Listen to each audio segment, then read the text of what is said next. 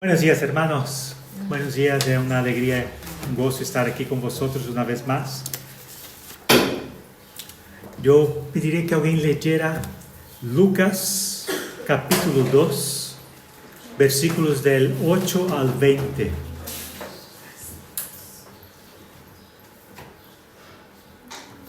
Lucas 2, del 8 al 20. El primer que encuentre quiera leer.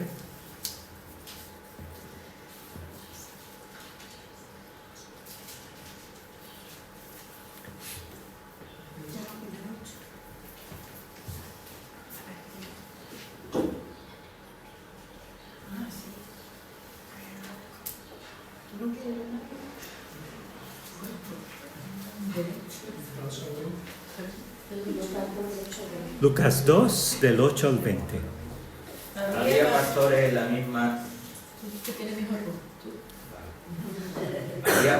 la misma región que velaban y guardaban las vigilias de la noche sobre su rebaño. Y he aquí se les presentó un ángel del Señor, y la gloria del Señor los rodeó de resplandor, y tuvieron gran temor. Pero el ángel les dijo: no temáis, porque aquí os doy nueva de gran gozo, que será para todo el pueblo, que os ha nacido hoy en la ciudad de David un Salvador, que es Cristo el Señor. Esto os servirá de señal: hallaréis al niño envuelto en pañales, acostado en un pesebre. Y repentinamente apareció con el ángel una multitud de las huestes celestiales que alababan a Dios y decían: gloria a Dios en las alturas, y en la tierra paz, buena voluntad para con los hombres. Sucedió que cuando los ángeles se fueron de ellos al cielo, los pastores se dijeron unos a otros: pasemos pues hasta Belén y veamos esto que ha sucedido y que el Señor nos ha manifestado. Vinieron pues apresuradamente y hallaron a María y a José y al niño acostado en el pesebre. Y al verlo dieron a conocer lo que se le había dicho acerca del niño. Y todos los que oyeron se maravillaron de lo que los pastores les decían. Pero María guardaba todas estas cosas, meditándolas en su corazón.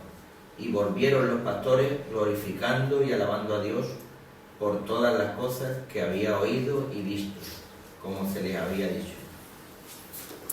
Amén. Señor, gracias te damos por estarnos aquí esta mañana. Te damos gracias, Señor, por tu maravillosa palabra, por este tiempo, Señor, de Adviento en que esperamos tu llegada, Señor. Sabemos que no es la fecha, que no, a lo mejor naciste en otro momento, pero no importa, Señor. Lo importante es que celebramos tu nacimiento, celebramos tu venida a este mundo, y esto es lo que importa, Señor. Esto es lo que nuestro corazón se goza de saber, que tú has bajado como hombre al mundo para traernos, Señor, la reconciliación con el Padre. En nombre de Jesús, amén. Bueno, Dios envió a Jesús para el cumplimiento de una promesa profética. Ya en el Antiguo Testamento, si hemos leído, pues hemos visto muchos profetas hablando del nacimiento de Jesús, ¿no? Que nació de una virgen, que nació pobre y todo lo demás. Su nacimiento vino en una época en que Israel estaba justamente en esa expectativa de que Dios hiciera una nueva obra. Pero también tenía un modelo de adoración y un modelo de devoción que se había alejado mucho de lo que era el plan original de Dios, ¿no? ¿Recordáis ahí la pelea que tenía siempre Jesús con los fariseos? Habían llegado a interpretar que ellos eran el pueblo elegido. Muy bien, acertaron hasta ahí. Pero el problema es que donde ellos tenían que ser inclusivos, eran exclusivos. Y donde tenían que ser exclusivos, eran inclusivos. Por ejemplo, con el paganismo, ¿no? El paganismo debería justamente poner una barrera, impedir contagiarse de ella, pero no. Ellos han adoptado los dioses paganos como siendo suyos. Y donde ellos tenían que ser inclusivos, que era justamente en la predicación de la palabra de Dios, pues fallaban tremendamente. Es así que la relación única que tenían con el Señor estaba desgastada. Y entonces, en lugar de tener una lealtad exclusiva con Dios, se entregaban a pasiones mundanas, culturales, incluían en sus estilos de vida, como decía antes, costumbres paganos, y aunque habían regresado de Babilonia a Jerusalén, a Israel, ellos parece que aún seguían viviendo en el exilio. No se habían acostumbrado de nuevo a su nueva vida en Jerusalén. Y todo ese entorno llega Jesús para anunciar que Dios no se olvidó de la promesa que hizo a su padre Abraham. El reino de Dios volvería a morar en las personas. Llamaría para sí un nuevo pueblo que fuera luz a toda creación, como dice Isaías 42:6. Procedería de todas las naciones y se caracterizaría por la presencia del Espíritu de Dios.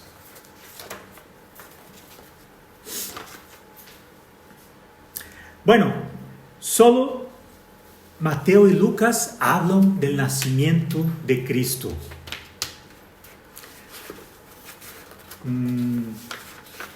No hay una explicación para eso, pero solamente esos dos evangelistas hablan del nacimiento de Jesús. Y dicen que fue durante el reinado del emperador romano Augusto César. Y que Dios envió un ángel, el ángel Gabriel, a hablar con una muchachita, una jovencita, que era virgen y que vivía en Nazaret, y a decirle a ella de que de ella, a través del Espíritu Santo, vendría el Salvador. Ella concebiría a luz a un hijo y le llamaría por nombre Jesús. Como dice Lucas 1:33, él sería el Hijo del Altísimo.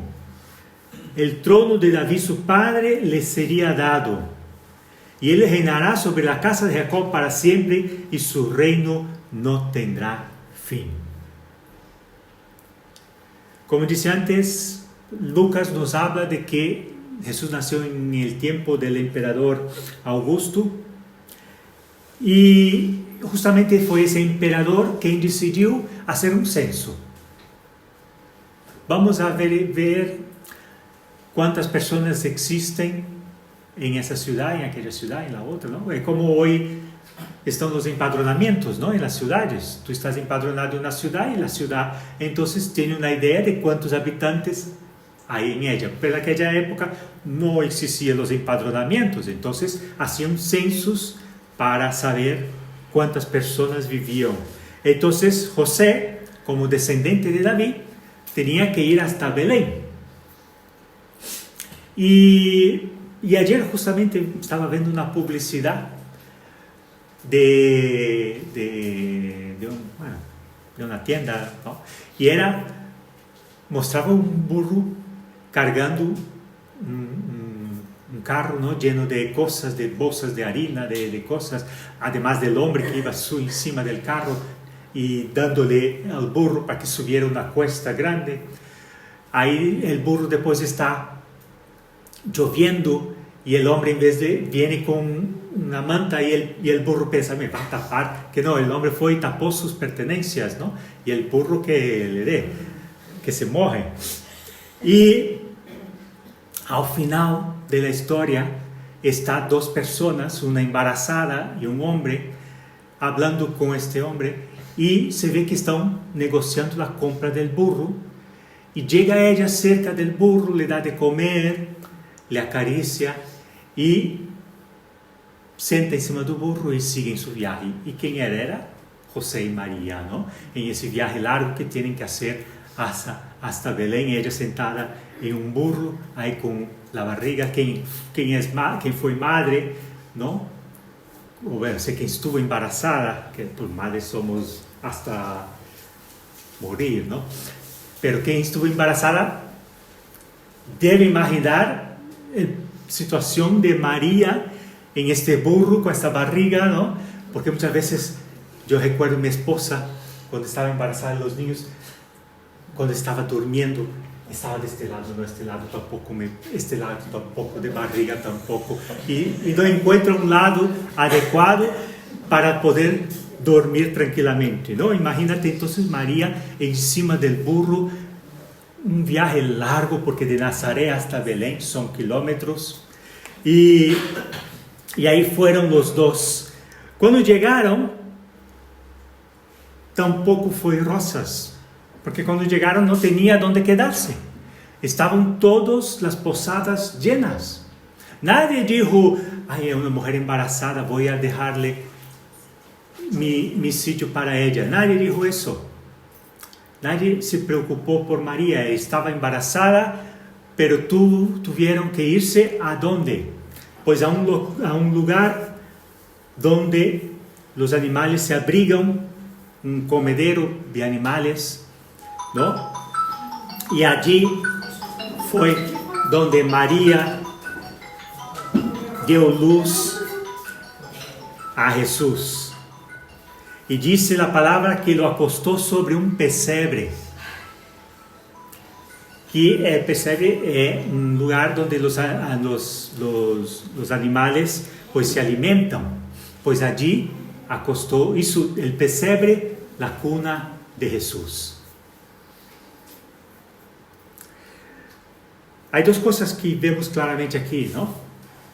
La pobreza de José y María, ¿no? Que eran personas pobres, que no tenían muchos recursos y que tuvieron que contentarse con lo que había. Y si lo que había era un pesebre y ay, se me fue el nombre, un establo, pues esto era lo que tenían que quedarse con él, ¿no? A medida que Mateo y Lucas van narrando la historia, cada uno de ellos da detalles únicos, ¿no? Mateo habla de los magos, de los sabios del oriente que venían, ¿no? Y que hablaron con Herodes. Lucas habla de los pastores. Hay aquí una cosa interesante, ¿no? Los pastores representan al pueblo judío y los magos representan a nosotros, los gentiles. Dios ha llamado a los dos pueblos, al pueblo judío y al pueblo gentil, para venir a adorar a Jesús. Esto es maravilloso, ¿no?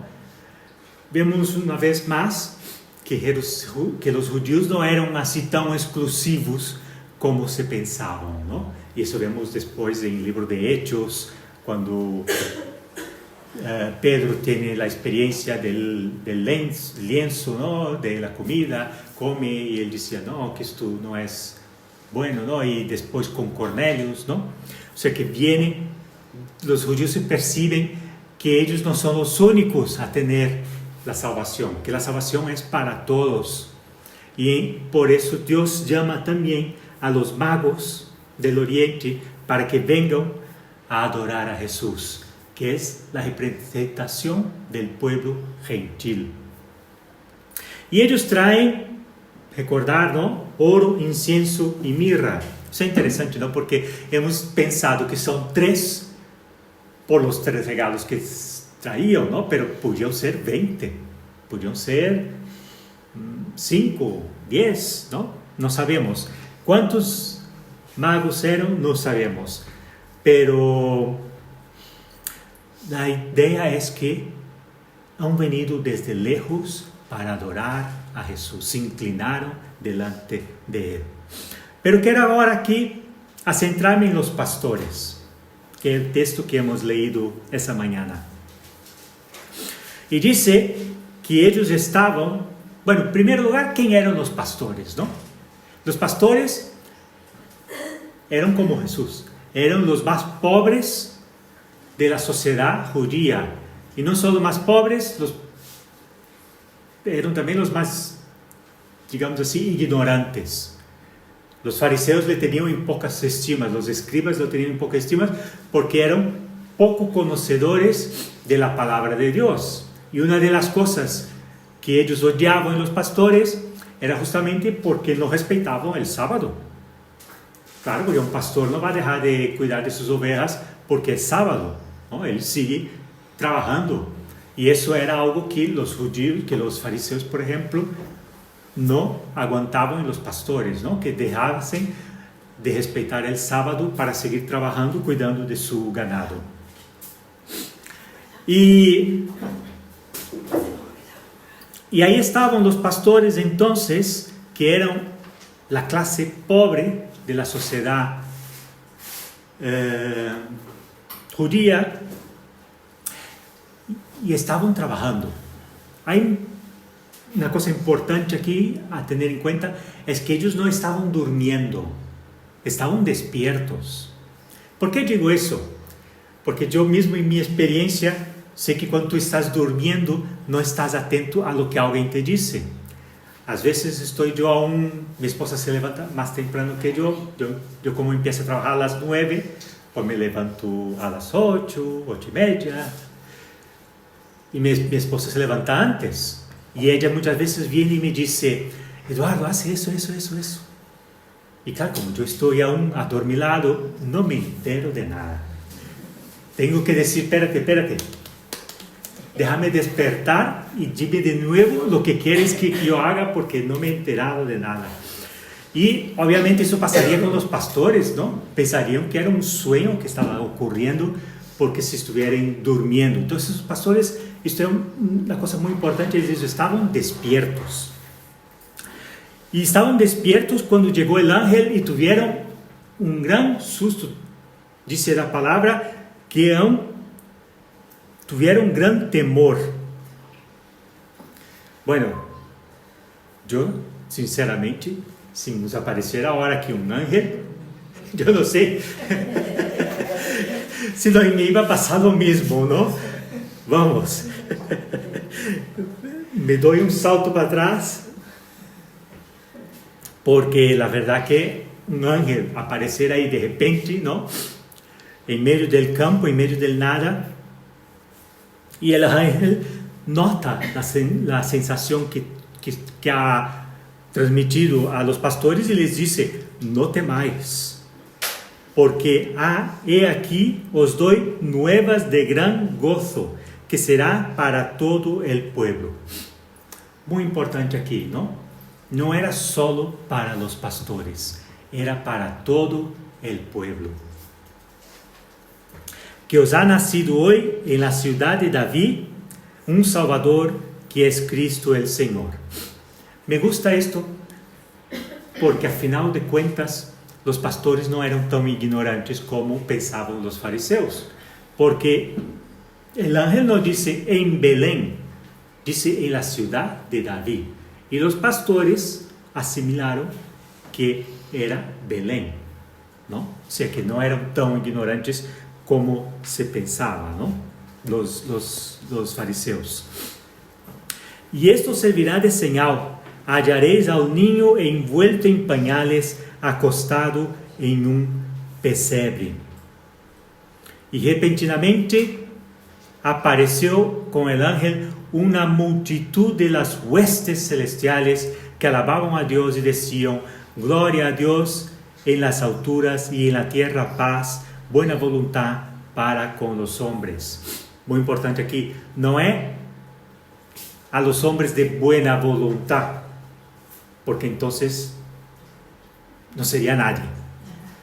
Es que no, Dios no iba a encontrar a nadie, sino buena voluntad, la buena voluntad de Dios para con nosotros, porque tenemos un Dios amoroso, un Dios misericordioso que nos quiere y nos ama, ¿no? Así que Él transmite su buena voluntad para nosotros. Es tremendo aquí, ¿no? Debía ser algo maravilloso.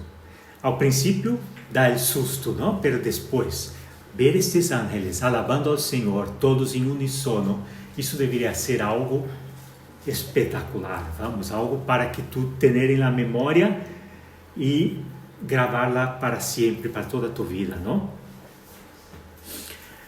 Bueno, cuando los ángeles se fueron, los pastores dijeron: veamos esto que ha sucedido.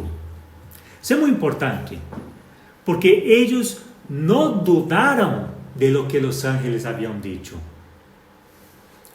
Veamos eso que ha sucedido, o sea, veamos eso que el ángel ha dicho y que ha ocurrido, ¿no? Vamos a ir allí a presenciarlo, como el ángel nos ha dicho para ir, ¿no? Esto es importante, ¿no? Que tengamos ese deseo de hacer la voluntad del Padre, ¿no? Me gusta mucho esa idea, la voy a imitar allí en Puerto Real, de los regalos a los vecinos, ¿no? Y eso es algo que el Señor ha puesto en vuestro corazón y vosotros han dicho: vamos a hacerlo, ¿no? Vamos a hacerlo. Porque es más fácil decir: no, tontería, los van a coger eso y van a tirar a la basura. ¿Para qué? No nos molestemos, ¿no? Eso sería lo más fácil. Pero no, Dios no nos llama para lo más fácil. Nos llama justamente para desafiarnos. Y el desafío que Él nos tiene hoy es justamente eso: ir. Eso es lo que dijo Jesús, ¿no? Cuando ascendió: ir y predicar el Evangelio a todas las naciones. Y ahí están los pastores que han ido para ver lo que el Señor les había manifestado. Y cuando llegaron allí, pues encontraron justamente lo que los ángeles dijeron: a María, a José y al niño acostado en un pesebre. Y empezaron a contar lo que había sucedido, ¿no? Lo de los ángeles, el del ángel de los ángeles. ¿Y qué pasó? Pues María escuchaba todas esas cosas que los pastores les contaban y decía que guardaba en su corazón. Cuando ocurrió con Simeón, cuando fueron a llevar a Jesús para la circuncisión, Simeón dijo palabras maravillosas acerca de Jesús, que sería el gran Salvador, que Dios le ha dado la bendición de ver con sus ojos al Salvador, ¿no? Y que ahí también dice que María guardaba esas cosas, meditaba esas cosas en su corazón. Y eso me hace pensar, nosotros meditamos las cosas del Señor en nuestro corazón. Cuando estamos aquí por la mañana, los domingos, estamos atentos al mensaje del predicador, o nuestra cabeza está dando vueltas y viajando por no sé dónde. Estamos realmente meditando sobre lo que el predicador está diciendo. Y no solo el domingo, en casa, cuando estamos leyendo la palabra de Dios, meditamos en ella, o simplemente una lectura rápida porque tengo que leer la palabra, ¿no? Entonces me pongo a leerla. Pero paramos y meditamos en ella, guardamos en nuestro corazón esas preciosidades que encontramos en la palabra del Señor. Esto es interesante y es importante que tengamos en cuenta en nuestra vida diaria con el Señor. Meditar en nuestro corazón, guardar en nuestro corazón las palabras que Él nos transmite. Así que un buen ejemplo de María que nos da aquí para meditar y guardar las cosas que vamos recibiendo del Señor en nuestro corazón. Pero hay más. Los pastores dicen que glorificando y alabando a Dios por todas las cosas, se habían, de lo que habían oído y visto, se habían ya marchado. ¿Qué pensáis? ¿Volvieron a su rutina y ya seguimos a hacer lo que estábamos haciendo? ¿O fueron hablando de lo que había ocurrido? Yo creo que hablando de lo que había ocurrido, ¿no? Fueron anunciando al Señor, a las personas, lo que el Señor les había dicho y lo que había dicho acerca del Salvador.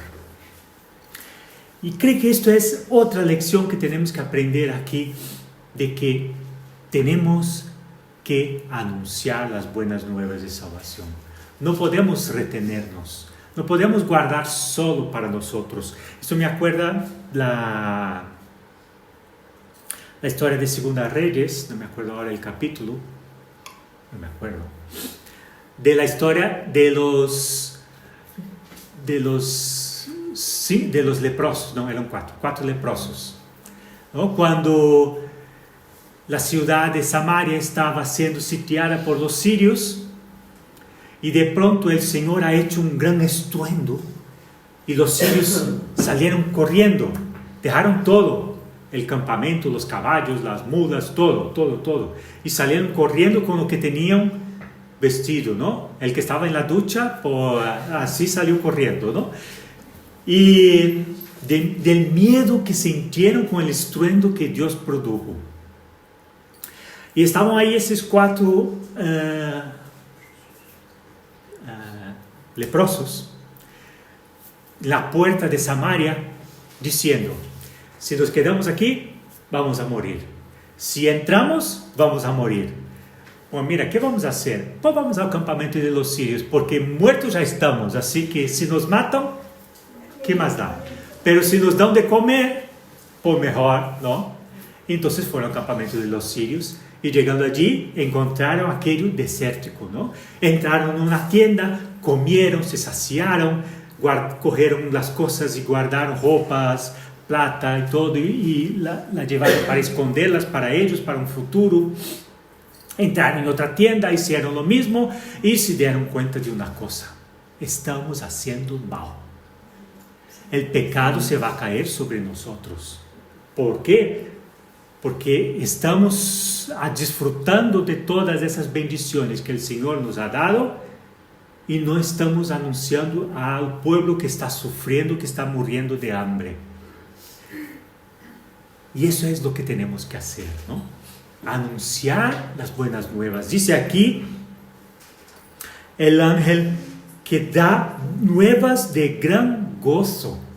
Si son nuevas de gran gozo, tenemos que anunciar a los demás, tenemos que decir con gozo y con alegría lo que el Señor ha hecho en nuestras vidas, cómo ha transformado nuestras vidas, y por lo tanto que Él quiere hacer lo mismo a aquellas personas que estamos hablando, sean familiares, sean vecinos, sean compañeros de trabajo, ¿no? Tenemos que anunciar las buenas nuevas de salvación. No podemos retenerlas solo para nosotros, porque si no vamos a estar como esos cuatro leprosos, ¿no? Cometiendo un gran pecado de estar solo para nosotros con este gozo, con esta alegría, ¿no? tenemos que compartirla con los demás. Y esto es lo que los pastores hicieron aquella noche. Fueron anunciando y compartiendo con las personas lo que ellos habían visto. Habían visto al Salvador, nada menos que al Salvador. Qué alegría, qué gozo poder tener esta experiencia de ver a Jesús allí, tan frágil, tan chiquitito, ¿no? Pero saber que Él va a traernos la salvación. Otro día estaba trabajando y me crucé con una compañera, ex compañera de trabajo, y tenía ella un bebé en el brazo, ¿no? Y era recién nacido, y qué frágiles son, ¿no? Qué chiquititos, qué ganas de darles uns apertón en las mejillas, ¿no? Pero esto era Jesús, así vino al mundo, frágil, pobre, tan chiquitito, ¿no? Y saber que los pastores han tenido esa experiencia es algo maravilloso, ¿no? Es algo tremendo. Bueno, hermanos, dos cosas aquí, ¿no?